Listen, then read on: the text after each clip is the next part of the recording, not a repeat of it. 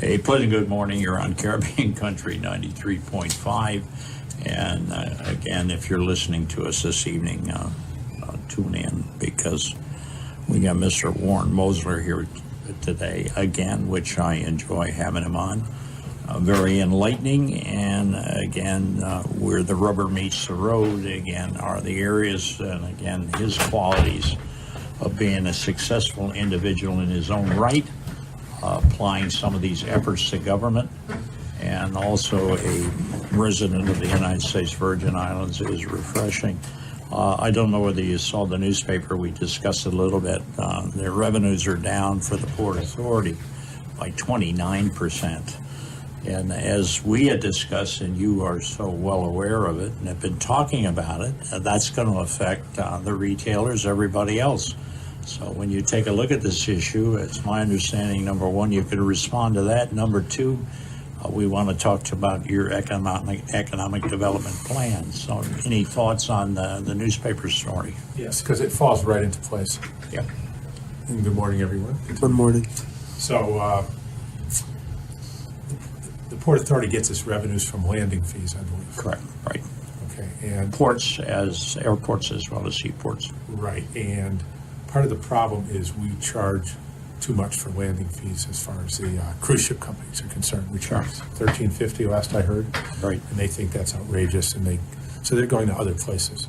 So if they've got a boat coming in with 5,000 people, it's $65,000 or something, and Sure. it's just insulting to them, and so we lose them. So when I talk to people at the Port Authority, they tell me that each cruise ship passenger spends $287 a day after they land here. Whether it's high or low, I don't know, but that's what they say. So let's just use their number. Okay, so it seems to me, even if we got zero landing fees Yep. in order to get a couple of more boats, that extra money would more than make up for the Sure. lost $13.50. Sure. And the Port Authority says, well, that's true, but the problem is we need the $13.50 to meet our payroll. Okay, and if we don't get that, we have to let our people go because we can't get paid from the general fund. We're a semi-autonomous agency or something. So, some story. I said, well, how hard is that? You just have the general fund fund the salaries of Port Absolutely. Authority. You go Sure. to the cruise ships and you say, what do you think is a fair price Right. to get twice as many cruise ships? And they say $5. You say, you got it. It's We're yours. done. Let's Sure. go. Sure. You know, send them in tomorrow. Well, that makes common sense. Yeah. You said that last time we were here as Right, well. right. It can't happen.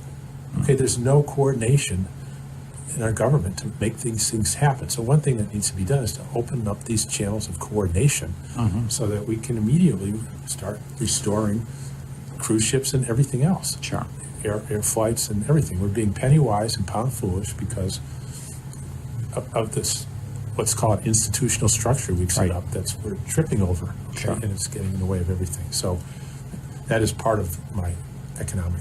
Well, think about it, as you say. So that number should not be down 29%. It should be down 100%. It should Yes. be zero. Well. In which case we'd be getting twice as many cruise ships. Sure. And we'd all have twice as much money. Well, the fun has only begun because of the result of the fact that the inefficient institution is not making enough money to meet its overhead, which is probably escalated anyway.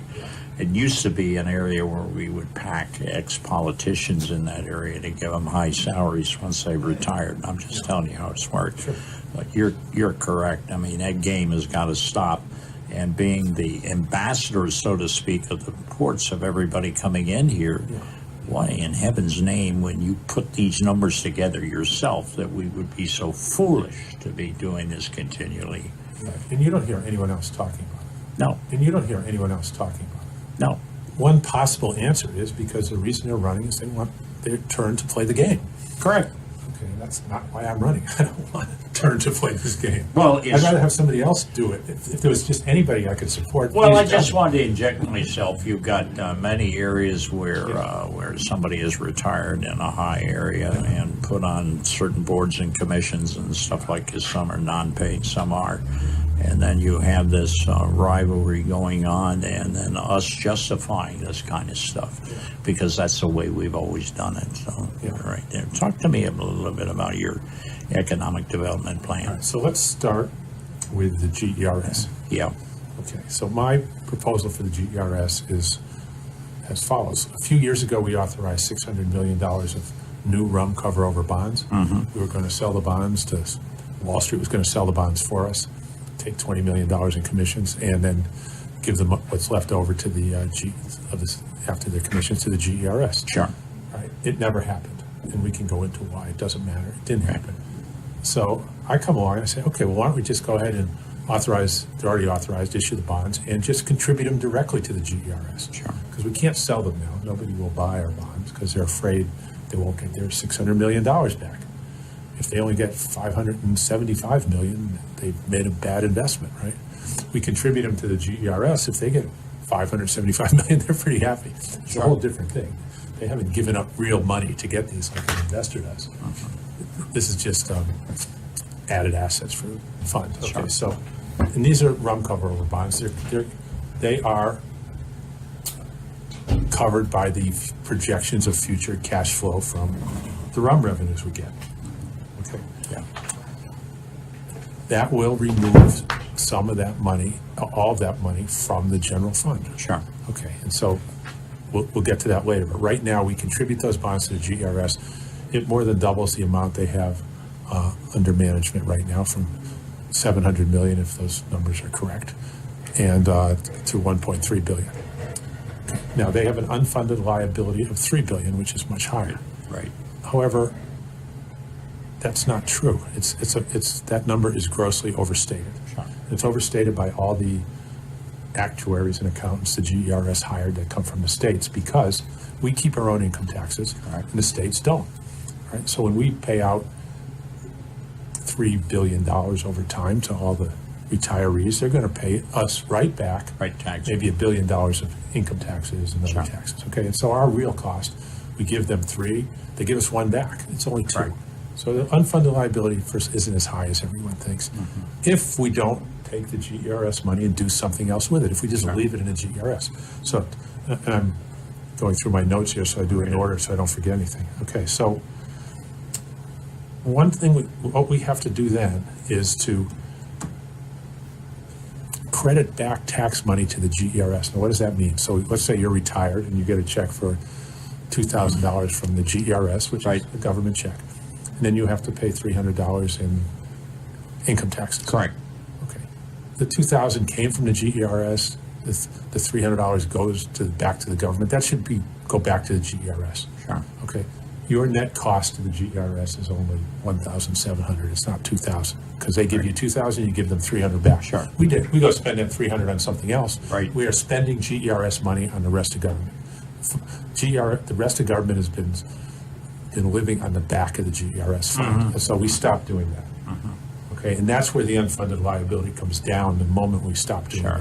Let me just add to that real quick. Right now, you can opt to have the taxes taken out, or you pay them at the end of the year with a 1099. That should be stopped.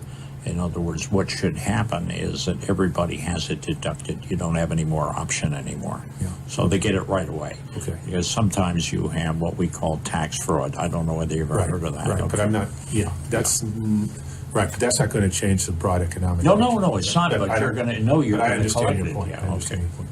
The next thing is, when I was at the GERS meeting, it was over at the hospital, I think, and there were 400 people there. It was, right. They all of them, a large number of them just wanted their money back. I put in this money over the years, just give it back to me. Right. I will, if I'm governor, you will get your money back right away, because it saves the system a lot of money to just give you your money back rather than pay out your retirement for the next 20, 30, 40 years. Correct. Okay, so if you want your money back, you've got it. Sure. Okay, that knocks a lot of money off the unfunded liability. I'm not telling people they should ask for their money back, but if they want it, they've got it. Either you believe in personal freedom or you don't. Yeah. Okay, and so those three anyway. things: fix the GERS, okay, and maybe not forever, because it's a dynamic system. We don't know how many people are going to be retired next year. We don't know how many people are going to be working for government, contributing. We don't know all that, but for all practical purposes, that solves our problem and certainly pushes it out for a long period of time, 10 years or more. And that's all you can do in the real world. You can't. Nothing is ever forever. So it takes all the pressure off. The tax refunds, I just see there's a group now that's formed to a class action group to represent taxpayers to make sure that 10% is withheld. As governor, I will obey the law, and there will be 10% of all revenues come in will be set aside to pay tax refunds. That's unconscionable again and blatantly illegal. The Senate passes a law. The chief executive just violates it. I mean, that's not. Well, what they've been doing historically, using that money just to keep an inefficient government afloat on the taxpayer. Right. And that's exactly what you should do. Look, they could be using it to help somebody with cancer. But that's not the point. It's not their money. No, I understand what you're saying. No matter what they're doing, I voted for that, sir. Yeah. Okay, so it's what's the penalty? It's some kind of criminal penalty. It's You gotta not. be kidding. Not that it will get enforced, but it's not. It's not going to happen when I'm there. No. Okay. Now, the things I'm talking about now have solved two problems: the GERS problem. Retirees can sleep, resting assured they're going to get their money, and people will get their tax refunds. Maybe not the first day, but over the next several months. And but now the government's in a deeper hole, and we need revenue enhancement to support the rest of the government. So number one, as I spoke, I will work with the cruise ship companies. My goal, my vision is to restore St. Thomas to be their featured destination. It's not that hard to do. They've tried to work with us in the past and we've rejected it. All you have to do is work with them. They know what they want. They've got it down to a science. They know what they need to do to make money and how much will be left over for us. Sure. And then the rest doesn't go directly to the government, but a good chunk of it goes to all the merchants who are on St. Thomas, or used to be, which feeds down to everybody. That's the source of life, financial life for the whole Virgin Islands, that plus the hotels. Okay, so now what we've done is we've shown how the GERS will be made whole. They'll be able to meet all their payments to retirees, so those 10,000 people can sleep at night. And the tax refunds, the funds will be there now by honoring the 10%, and so the tax refunds will be paid promptly. They're a legal obligation. There's unthinkable not to pay them promptly as soon as they're calculated. And both of these things reduce government's money available for other things in the government. So then we go into what we're going to do for revenue enhancements. I'm going to add one more thing. There are a lot of other unpaid obligations, vendors that haven't been paid, a lot of large bills. Those too will have to be covered with my revenue enhancement proposals, which will be somewhere around $200 million, at least initially. So in the meantime, all the unpaid obligations can be paid by giving them Virgin Island bonds. You issue bonds to these people that will be 5-year bonds. And these bonds would say that they'll have an interest rate, that they'll be tax-free bonds, 3% or whatever the going rate is. And they will say, in the event of non-payment, you can take this money off of your taxes. So if the government owes you $10,000 and they give you a $10,000 bond and then they don't pay you, you can pay $10,000 less in taxes. You can take it off your taxes. Right. And they're freely transferable. If you don't have any taxes to pay and your neighbor does, he can take it off of his and give you the money. And the banks can use them. Now you answered the question that I was prepared to ask you. It looks like you well thought this out. Right. So that way all our obligations are paid, but we've just reduced our revenues even more. Sure. Okay, but that's what we owe. We're already in the hole. It just depends on who we're not paying. Okay, so what do we do? Number one, I just spoke about working with the cruise ships. Okay, the next thing we have to do is work with the hotels. These things need to be brought online as soon as possible, yesterday. Okay, we can do things like facilitate bridge loans. We can work with insurance companies so they can get started before the insurance settlements are there. We've got a state of what I consider emergency situation, although it's not a legal emergency, where it's an economic emergency, where we've got to get these things sorted out. On St. John, we have to decide whether or not we want Canil Bay rebuilt as a hotel. If we don't, if we want it to go back to National Park, fine, we do other things. If we want it rebuilt as a hotel, get it done. Right now, it's being stalled over relatively minor amounts of money. thousands of dollars a month in discrepancies as to how much they should pay the federal government or not pay the federal government, which isn't even us. Right. Okay, and so with all the billions of dollars the federal government's losing by not having that hotel up and run, not, due to all of our problems, but with the lack of Keneal Bay contributing to the obligations of the federal government. Sure. To bring this thing online, it's being penny wise and pound foolish. Over $5,000 or $10,000 a month, we're giving up $5 or $6 million in revenues for the economy. That doesn't make any sense at all. This can be done. It can be done right away if we want a hotel there, which gets to my other point I've been talking about before. We must have districting for our senators. Okay, and I've proposed St. John will be its own district with its own senator who could then come back and say, okay, I've done the town hall meetings or whatever, we want a hotel, or I've done the town hall meetings, we don't want it.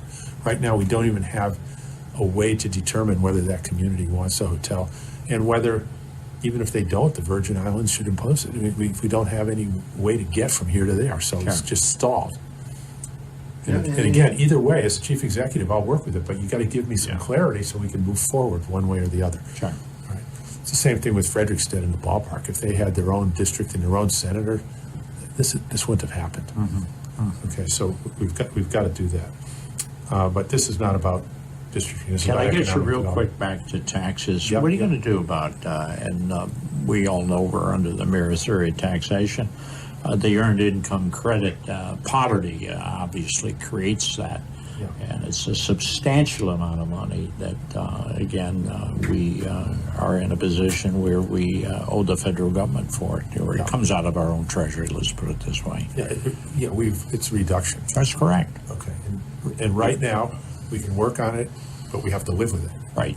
And if whatever the resolution is going to be, it's going to be 6 months or a year or never. We can't just start bouncing checks. Right. As one famous politician said, we've got to fight with the army we got. Right. All right. And so, all right. So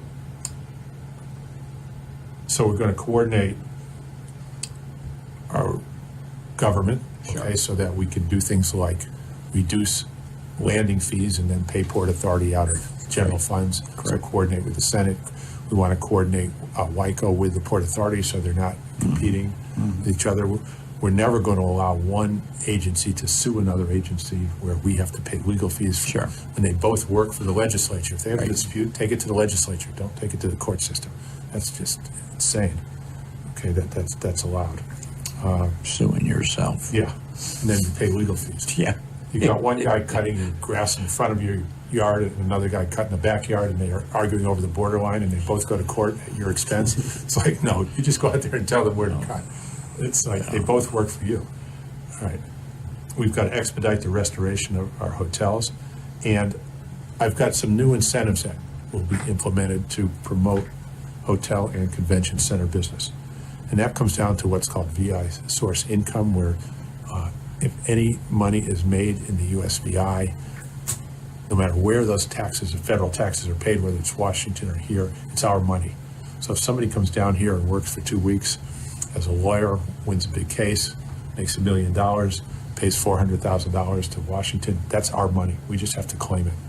And there's a tax form that he can fill out to claim it, and we can work with the IRS to come up with something to expedite this. If there's no dispute, they don't want it, it's our money, we just have to get it over here. Now, what does that mean? So I had people visiting my house. The husband was out playing golf, the wife was working. She works for an insurance company, but she can do it online. She makes $200,000 a year, she pays $50,000 a year in taxes. That's $1,000 a week. She visited for a week. She paid $1,000 to Washington. It's our money. It's our money. We don't get it. Nobody even looks at it. Okay, and so number one, we can work to figure out how much that is and get it. We can then get the federal government to estimate how much of our money they've been holding for the last 20 or 30 years and give us a piece of it. And so, because they're not trying to cheat us out of this money, and they know we can't go back and calculate it all, but they're generally fair with us. Okay, and so there could be a lot there. If it's $10 or $20 million a year over 20 years, it's $300-400 million. It could be quite a bit. And it would be a way to settle those senior loans they've put on us. These could be offsets against something like that. Now, going forward, we will collect that money to add revenues. But now we can go to a hotel and we can give them an incentive. We can say, if you have guests that come down on a seminar and they're working and they're earning money and they're paying taxes to the federal government, and you make sure that comes to us, we'll give you half. And you can use that half to subsidize their rooms, to pay for their airfares. Okay, so you've got a brain surgeon conference coming up. These guys are making $2 million a year each, and they're paying $10,000 a week in taxes. And it's a 2-week seminar. And they don't know whether to go to Las Vegas or St. Thomas. Well, all of a sudden, you've got $10,000 for each person to comp the room, to pay for his first-class airfare, whatever you want. We can now compete with the top convention centers of the world by giving our hotels that kind of incentive. Right. The next step is we could build a convention center will do this as a policy. We'll be going out and getting conventions based on this. Yes. We can do a bond issue where the revenues from this are prioritized to go to the bondholder to pay for the convention center. Kind of like a TIF. A TIF bond, exactly. Sure, absolutely. All right. And so this is a whole new way to build the St. Thomas tourism industry. And I say St. Thomas, it could be St. Croix, but I see St. Thomas as the high-density tourism island. Okay. And St. John is a national park island with a couple of hotels, and St. Croix as the villas, bed and breakfast, a couple of small hotels. Right. Okay, because each one of those markets attracts its own people. Sure. And they want it to be a certain way. The people going to villas in a quiet area don't want a 1,000-room hotel next door. Okay, the people with a 1,000-room hotel, they want to see them all over the place because that's what they like. Okay, so you specialize. It's specialization of labor. Sure. And we maintain our economies of charm scale. over here, right? Right. Okay, so there are two different things. And we do what maximizes the tax revenue and the quality of life for all of us so that we can afford to pay for the police everywhere. We can afford to support education everywhere. So you go where you can make the most money, but then you spend it equitably. There's nothing wrong with St. Thomas making more money than St. Croix, as long as it's spent equitably. Okay, all right. So we're just trying to raise revenue. Okay, I think we can, you've heard some people talk about bringing in a new rum distillery. Well, if the market's out there, why can't we work with Crucian and Diageo to expand their output and give them incentives for that? We have enormous funds to provide incentives. Now, the last time we used up those funds to borrow money to pay operating expenses, and we spent them all. We spent the next 20 years of money. We don't have to do that. We can get another $100 million a year and not spend it all in advance. All right, so let me just say one of the expanding. I'm talking about the one that we used to have here, Brugal. I don't know why anybody has not gone over there and interested them. They got very disappointed during Hurricane Hugo. We didn't assist them rebuilding, and of course that's one of the largest rum companies in the Dominican Republic, and they're there. They're used to operating here. Sure. And maybe these people all make rum for each other. Of course, wholesale market. Sure. So if we can work it out where the rum companies here can sell more rum wholesale because we're giving them an incentive to do that to these other companies, they all work together. Yeah, well, you nailed it. Yeah. So it's about doing that. And you need people who can interface with corporate America at a corporate level, recognizing what makes them tick, how they think, what are they looking for. You have to give them things that are in their best interest. Okay, a corporation is nothing but shameless self-interest. Right? It has to be, or else it's not going to be there. Your honesty is refreshing. Yeah. And so recognizing that, it can be in our interest too, but it has to be in their interest, or they're not going to do it. They have a shareholder responsibility. Sure. We have a responsibility to the general public and public purpose. Okay. Sports tourism. Right. You've heard a lot of talk about that. Sure. Ballpark. Well, this is sports tourism plus. This is how we can get it done. All right. You take an NBA basketball team that has a payroll of $115 million a year. While they're training here, that's VI source income. That's income they're making, getting paid while they're working here. Absolutely. We're getting $1 million a week in taxes while they're training here. If we can claim it. We can work with a sports team in advance to say, you come down and train here. We're going to be getting $1 million a week. We can Yeah. contribute it to your infrastructure. We Sure. can build you your training facility. Right. You can own it. It doesn't matter to us. Sure. Okay, or we can own it and you can use it. Right. Okay? The park is yours to use. Yeah, the park is yours to use. And you do that with 4 or 5 sports teams. You get a training center. Sure. Those guys are all down here living and spending money and interfacing with everybody. It would be a nice place to live. I think it would be Right. a nice addition. Sure. We've got the land, and now there's like an enormous incentive. And who do we have that can represent us to those types of people? Sure. I haven't talked to him yet. Right. But we have a guy like Tim Duncan, right? Sure. Who's trying to help the USVI. Absolutely. He can go to these people Right. if he wants to, and if not him, there are others, Right. and talk to them. Okay? We have baseball players. We have everybody that's connected to the. Okay, and not to forget, top of the list. I mean, it's all top of the list. Direct air service from New York, nonstop flights for St. Croix. That's will jumpstart the whole St. Croix economy. It doesn't need anything else to get going. We had that before Hurricane Hugo. Yep. We need to get that back. All you do is buy the seats. It's, right, and we're done. Okay. And we need, of course, to support air service to the other Caribbean islands. But that's Sure. that's important socially, but it's less important for the economy. But it's very important socially. All right. I am proposing actually 2 things. One, a surprise, a CFO position. Somebody such as Angel Dawson comes to mind. I haven't talked to him, so Sure. if you ask him, he's not going to know what I'm talking about.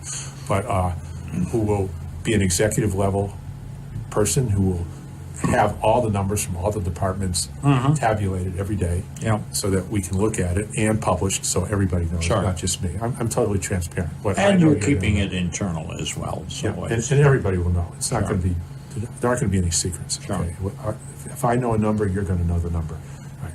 The Economic Development Authority, we've got somebody new in there who looks excellent choice, but he needs the tools. And one of the tools we are going to have shortly, first in St. Thomas and then here, at the margin, we're going to be able to produce electricity very cheaply. Sure. Okay, do you know the marginal cost of the new piston generators? Was it 12 cents, 8 cents a kilowatt, something like that?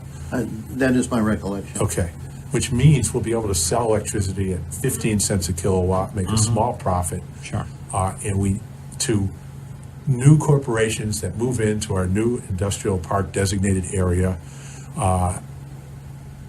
and it'll be the lowest cost of electricity in the Caribbean. We'll be able to attract Sure. the high electric power users like big bottling companies and people Sure. like that.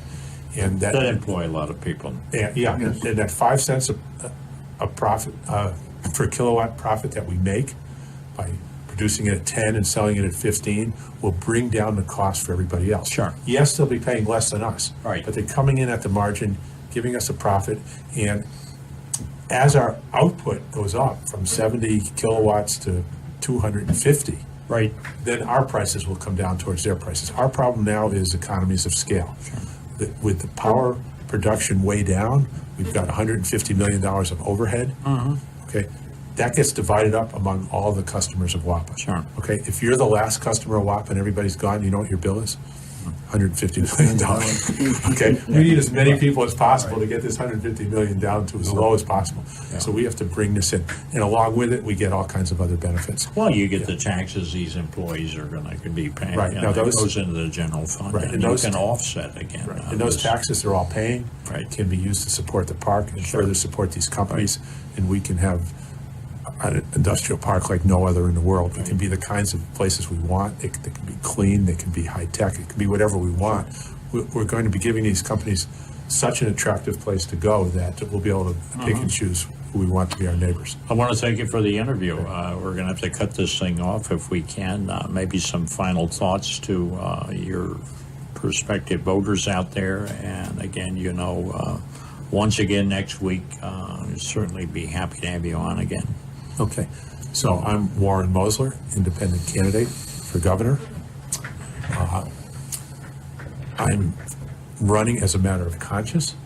I've got these proposals, these ideas like I just presented today. There are many more of them on my website, mosler4governor.com with a number 4. I'm asking you for your vote. If you like my proposals and you'd like to see these things happen, then I'm asking for your vote.